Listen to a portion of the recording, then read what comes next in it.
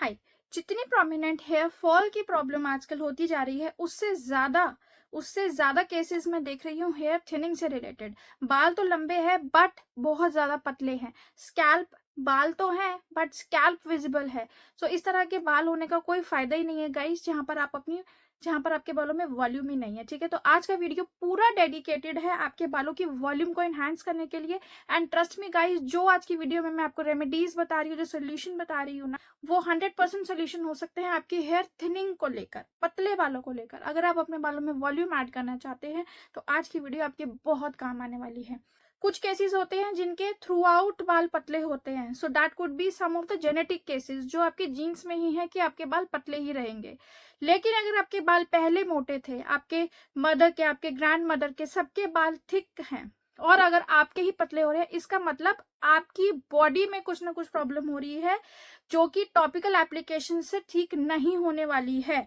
सबसे पहला एक्शन जो हमको लेना है हेयर थिनिंग के ऊपर, वो है इंटरनली आपकी बॉडी में बालों को पतला करने के लिए। स्कैल्प से तो बाल पतले हो रहे होते हैं और बॉडी के अदर पार्ट्स पर हेयर ग्रोथ हो रही होती है, तो वहां पर सीधा सीधा अफेक्ट हो रहा है आपके हार्मोनल इम्बैलेंसेस का।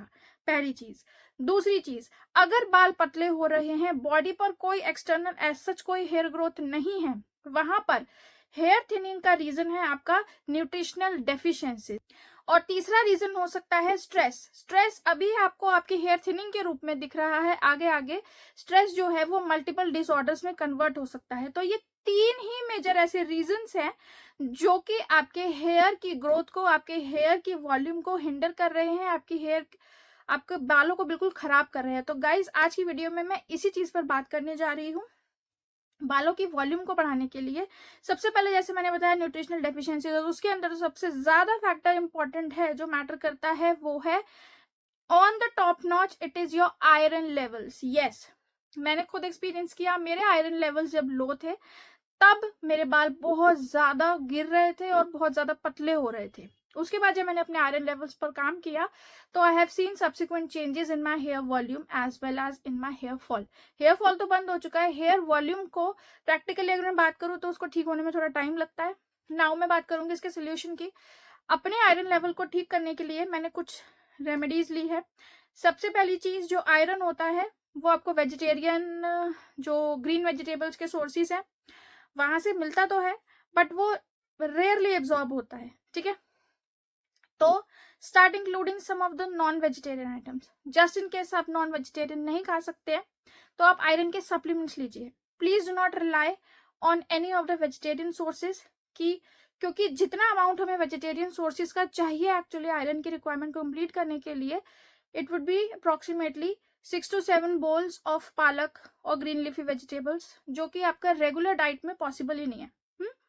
सेकेंड चीज, जब मैंने सोचा कि मैं इसको कम्प्लीटली वेजिटेरियन डाइट से ही मैं इसको ठीक करने की कोशिश करती हूँ, आई फेल्ड कम्प्लीटली, क्योंकि वो रिक्वायरमेंट को पूरा करना पॉसिबल ही नहीं था। मैंने सारी रेमेडीज ट्राई की थी खाने के लिए, मैंने हेल्दी बिल्कुल कम्प्लीटली अपनी डाइट को चेंज कर दिया था, बिल्कुल हेल्दी कर दिया था। उसके बाद भी जब मैंने अपने आयरन लेवल टेस्ट कराया तो वो नहीं ठीक आया था। ठीक है, नाउ जो मेजरली अगर मैं नॉन वेजिटेरियन डाइट की बात करूं तो वहां पर सबसे ज्यादा जो आपको आयरन प्रोवाइड कर सकता है वो है आपका रेड मीट, वो है आपका एग्स, वो है आपका फिश। बहुत अच्छा आयरन के सोर्सेज है। ठीक है, इसके अलावा अगर आप नॉन वेजिटेरियन डाइट पर नहीं जाना चाहते हैं, आप सप्लीमेंट को ले सकते हैं।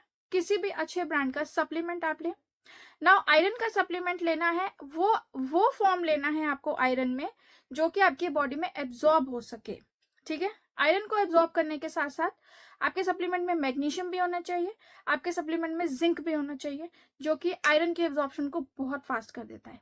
ठीक है, तो इसी तरह के किसी सप्लीमेंट को आप चूज कर सकते हैं।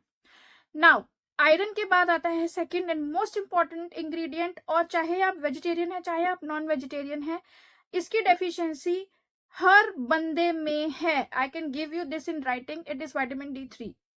और यही रीजन है जो कि आज हम देख रहे हैं हर तीसरे या चौथे बंदे के बाल जो हैं वो हल्के हो रहे हैं, बालों में हेयर फॉल हो रहा है। ये प्रॉब्लम इतनी ज्यादा बढ़ती जा रही है, लेकिन जो कॉस्मेटिक कंपनीज हैं वो इस प्रॉब्लम का सोल्यूशन एक्चुअल ना देकर वो अपने प्रोडक्ट्स को लॉन्च करने में लगे हुए हैं और हम प्रोडक्ट्स को खरीदने में लगे हुए हैं।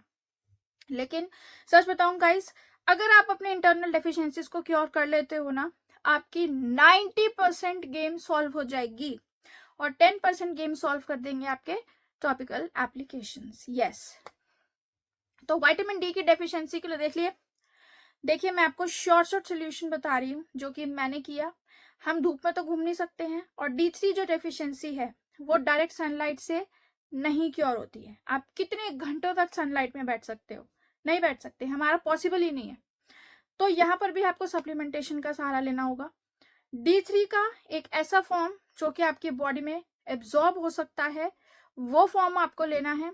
D3 के साथ साथ आपका K2 उस सप्लीमेंट के अंदर होना बहुत इंपॉर्टेंट है। अगर बाय चांस K2 नहीं है तो आप K2 का सेपरेट सप्लीमेंट लेंगे। नाउ इसको कंज्यूम कैसे करना है? सबसे पहले K2 जो होता है वो आप नॉर्मल जैसे आप पानी से लेते हो उस तरह से लेंगे, लेकिन जो D3 है वो आपका वाटर सॉल्युबल है। अगर आप उसको पानी से लोगे ना, वो फ्लश आउट हो जाएगा आपकी बॉडी से थ्रू यूरिन और थ्रू स्वेटिंग, ठीक है, वो आपके बॉडी में एब्जॉर्ब नहीं होगा। तो उसको लेना कैसे है गाइस? उसको आप ले सकते हो कोकोनट ऑयल के साथ। सेकेंड, आप उसको ले सकते हो अपनी हैवीएस्ट मील जो आपने डे में ली है, जिसके अंदर आपने दही भी लिया है, आपने वेजिटेबल भी लिया है, रोटी पर घी लगाकर खाया है अच्छे से। यहाँ पर आपका फैट इंपॉर्टेंट है, तो विटामिन डी आपके फैट के साथ बेस्ट एब्जॉर्ब होगा। हैवीएस्ट मील के साथ आप विटामिन डी ले सकते हो, या फिर कोकोनट ऑयल के साथ, या फिर सीड्स और नट्स, ये भी हेल्दी फैट्स हैं। ये सोक करके जब आप इनको कंज्यूम करते हो उसके बाद आप अपना D3 ले सकते हो। It will show you best of the results, but you have to remember that you have to always combine your D3 with K2, ठीक है। मार्केट में जितने भी D3 के सप्लीमेंट्स अवेलेबल हैं वो मेजरली या तो उनका IU इंटरनेशनल यूनिट काफी कम है रिक्वायर्ड डोजेज के हिसाब से, या फिर वो इंडिविजुअली अलोन K2 के अलावा अवेलेबल है higher doses. So I would request you और आई वुड सजेस्ट यू कि अगर आप D3 के सप्लीमेंटेशन पर जा रहे हैं तो सबसे पहली चीज तो एक हायर डोजेज लीजिए। अदरवाइज जो डॉक्टर सजेस्ट करते हैं आप लोगों को वो वीक में एक बार लेने का टैबलेट होता है, बट ये भी मेरे लिए काम नहीं किया था, क्योंकि जो 60,000 इंटरनेशनल यूनिट्स होते हैं जो वीकली आपको टैबलेट लेना होता है, सबसे पहली चीज तो वो बिना K2 के अवेलेबल है, ठीक है, और दूसरा इतनी हायर डोजेज में है वो, तो उसका एब्जॉर्प्शन तो गाइस बहुत ही मुश्किल होता है बॉडी में। इसलिए जो मैं पर्सनली सजेस्ट करूंगी या जो मैंने अप्लाई किया था, मैंने लिया है 5,000 to 7,000 international units daily along with K2 capsule, ठीक है। K2 कैप्सूल पहले लिया है मैंने, उसके बाद मैंने D3 का टैबलेट लिया है, और ये दोनों बहुत अच्छे से वर्क किए हैं, मेरे एनर्जी लेवल काफी अच्छे बूस्ट हुए। Now third and the most important thing is B12। B12 आपका ऐसा विटामिन है जो वेजिटेरियन डाइट में guys it is nearly impossible कि आपको मिले, unless and until you opt for a very high like sprouted diet or fermented diet, क्योंकि ये fermented food में है, ये sprouts में है, ये आपको कांजी में मिलेगा आपको। और दूसरी चीज, अगर आपका गट बैक्टीरिया बहुत अच्छा है तो हमारी बॉडी इसको थोड़ा थोड़ा खुद भी बनाती है, बट हम वही constipated most of the time रहते हैं। तो B12 के भी आई वुड सजेस्ट यू कि आप सप्लीमेंट्स ले सकते हैं। B12 के बहुत अच्छे सप्लीमेंट्स मिलते हैं, आप कोई भी B12 का सप्लीमेंट ले सकते हैं। B12 को लेने के लिए कंडीशन ये है कि आपको मॉर्निंग में इसको लेना होता है empty stomach. So if you are someone with thyroid patient, सबसे पहले आप अपनी थायराइड की टैबलेट लेंगे, उसके 40 to 45 मिनट्स के बाद आप अपना B12 ले सकते हैं, या थोड़ा बहुत कुछ खाने के बाद आप अपना B12 ले सकते हैं, ठीक है।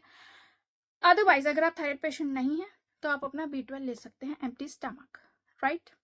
नाउ ये तीनों मेजर इंपॉर्टेंट न्यूट्रिएंट्स है गाइस। आज की वीडियो में मैं कोई रेमेडी आप लोगों के साथ शेयर नहीं कर रही हूँ, कोई टॉपिकल एप्लीकेशन नहीं शेयर कर रही हूँ, क्योंकि अगर आपकी बॉडी इंटरनली ही हील नहीं होगी तो trust me guys, none of the topical application will going to work on your hairs as well as on your skin। तो सबसे पहले मैं आपसे यही कहूंगी कि अपनी न्यूट्रिशनल डेफिशिएंसीज को पूरा कीजिए। ये डेफिशिएंसीज के बारे में आप जान सकते हैं अपने ब्लड टेस्ट कराकर, अपने ब्लड टेस्ट कराइए, ठीक है। वहां से आपको आपके सारे ये लेवल्स का पता चल जाएगा, जिस पर भी आपको काम करना है। अभी फिलहाल के लिए अगर बहुत ज्यादा सीवियर डेफिशिएंसी है तो गाइस मैं आपको सजेस्ट करूंगी कि आप सप्लीमेंट ही ले। जब इनके नॉर्मल हो जाए लेवल्स, उसके बाद आप डाइट पर काम कर सकते हैं, क्योंकि जब तक आपकी बॉडी में न्यूट्रिशनल डेफिशिएंसीज पूरी नहीं होगी कोई भी रेमेडी काम नहीं करने वाली है। सो प्लीज़ प्लीज़ अपनी बॉडी की न्यूट्रिशनल डेफिशिएंसीज को पूरा कीजिए, एक हेल्दी डाइट लीजिए along with the proper supplementation and you will see the changes for your self. Yes, 15 दिन के अंदर आपको चेंजेस नजर आने शुरू हो जाएंगे और उसके बाद जब आप ये टॉपिकल एप्लीकेशंस करेंगे गाइस, वो आपको 1000% रिजल्ट दिखाएंगे। ठीक है, सो अगर वीडियो पसंद आई है तो do consider subscribing to my channel. Video को लाइक कीजिए, शेयर कीजिए, क्योंकि यहाँ पर मैं जेन्युइन सोल्यूशन की बात करती हूँ जो कि आपकी स्किन और हेयर केयर जर्नी को कंप्लीटली चेंज कर सकता है। ठीक है, तो वीडियो को लाइक कीजिए, शेयर कीजिए। Till then take really good care of yourself. I will see you in the next video. Till then thank you, bye bye.